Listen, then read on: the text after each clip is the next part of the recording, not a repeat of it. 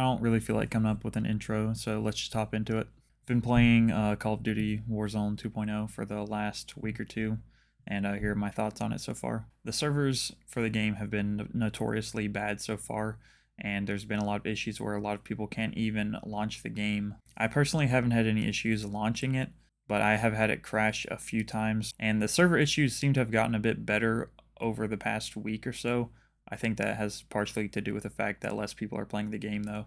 Another complaint I have is that whenever you first start playing, oftentimes not everything will load immediately. I've had it where I drop into the game and the map looks just terrible, looks like Cyberpunk 2077 on the Xbox 360 basically, and you can't see your gun or basically anything around you. To be fair, I do run this on a hard drive, but I haven't had any other issues with games like this at all, and so I really don't think this should be an issue, and I don't have enough space to put this on my SSD. The most annoying issue by far that I've experienced, though, is that sometimes you just cannot pick up weapons or items off of a dead body. It feels like sometimes you have to be in the perfect position or you just can't get what you want, which is really annoying in crucial situations when the gas is closing in or there's another team nearby. Probably one of the biggest controversies for the game so far has been the aim assists that the controller players have. I can understand why they have aim assists for controllers, since this is a cross-platform game. The mouse and keyboard players are going to have an edge without aim assist, of course. But there are some clips of this game where the aim assist is actually insane. I know this is a requirement for a cross-platform game, but it really needs to be toned down a little bit. I know they kind of need cross-platform for this game because the lobbies are so big, but I would probably actually prefer smaller lobbies if it means you only play against people playing on PC.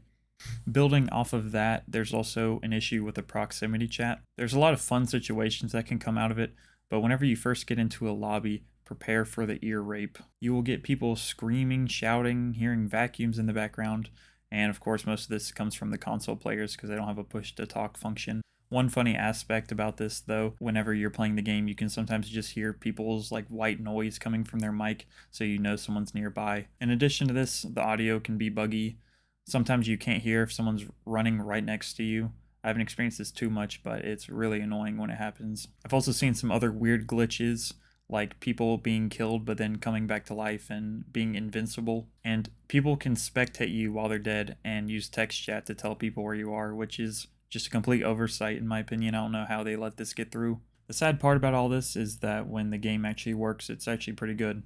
The gunplay feels really nice, the sights are good, the movement is fun, and the guns feel really powerful when you shoot them.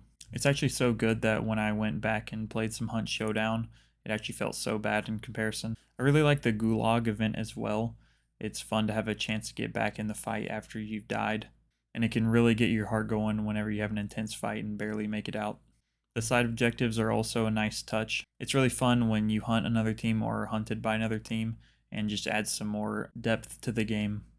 It honestly just feels like the game needed a little more polish before it came out, and unfortunately that seems to be a common occurrence with games nowadays. I'll probably still play the game a bit, but I don't think it'll be my go-to or anything like that. Anyway, that's about all I got. If you liked the video, give it a thumbs up. If you want to support the channel, consider subscribing. Thanks.